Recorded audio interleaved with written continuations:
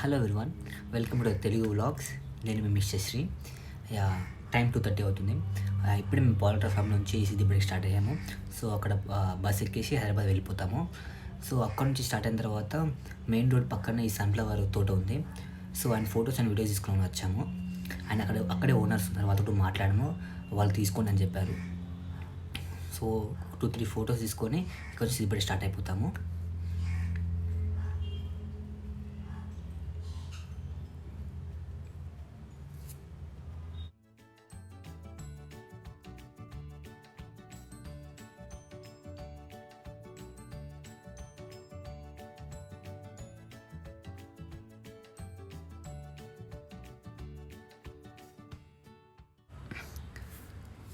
Yeah, మేము ఇప్పుడే సిద్దిపేటకి వచ్చామండి.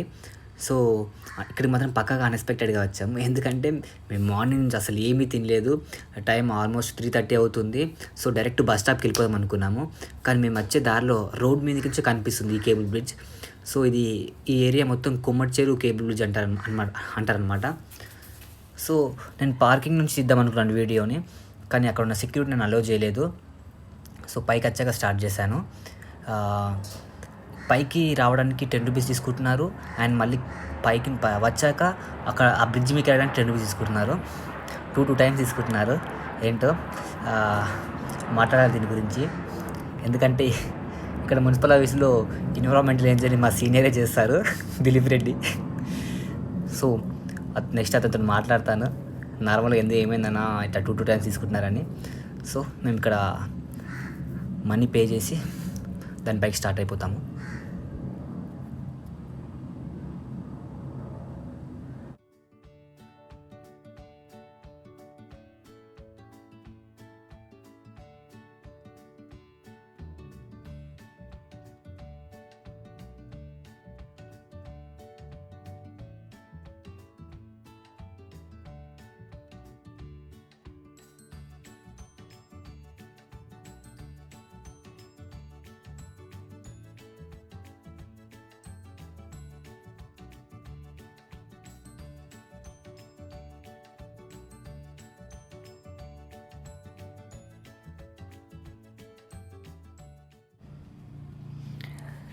ఇప్పుడే మీకు స్టార్ట్ అవుతున్నాను. సో ఫోన్ మొత్తం జాగ్రత్తగా పట్టుకోవాలి. 2 వైపులా ఫోన్ పడకుండా ఏముంది, కానీ చిన్న చిన్న గ్యాప్స్ ఉన్నాయి.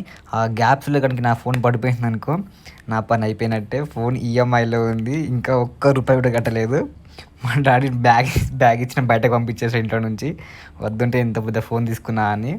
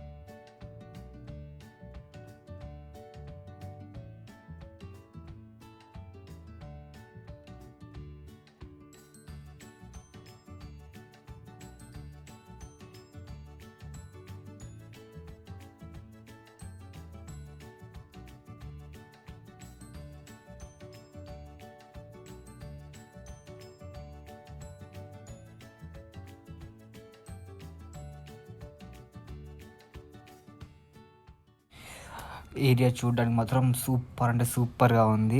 నడుస్తుంటే బ్రిడ్జ్ ఇలా షేక్ అవుతుంది. కొద్దిగా నిదానంగా నడవాలి, అంటే పెద్దవాళ్ళకి ఏం కాదు, చిన్న పిల్లలకు పడిపోకుండా సైడ్కి ఉన్నాయి కానీ జాగ్రత్తగా ఉండాలి. కానీ మేము ఈ టైంలో కాకుండా ఈవినింగ్ టైంలో ఒక 5-5:30కి వచ్చి ఉంటే మాత్రం సూపర్ వ్యూ ఉంటుండే. ఎందుకంటే నైట్ టైంలో మొత్తం లైట్ ఫోకస్కి బాగా అంటే చాలా బాగా కనిపిస్తుంది. సో ఈవినింగ్ టైంలో మళ్ళీ నెక్స్ట్ టైం పక్కా వచ్చినట్టు పక్కా వస్తాను ఇక్కడికి. ఎందుకంటే మా ఇంటికి ఒక 18 కిలోమీటర్ డిస్టెన్స్లోనే ఉంది ఇది.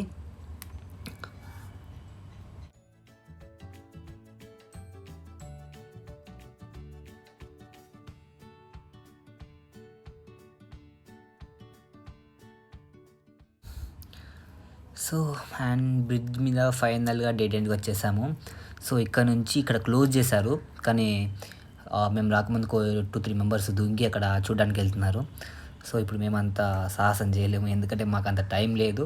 సో జస్ట్ బ్రిడ్జ్ చూసామా, వీడియో తీసామా అని ఫొటోస్ దిగి వెళ్ళిపోయామని ప్లాన్లో ఉన్నాము. సో ఇది అయిపోయిన తర్వాత నెక్స్ట్ బస్ స్టాప్కి వెళ్ళిపోతాము, ఒక 2-3 ఫొటోస్ దిగి.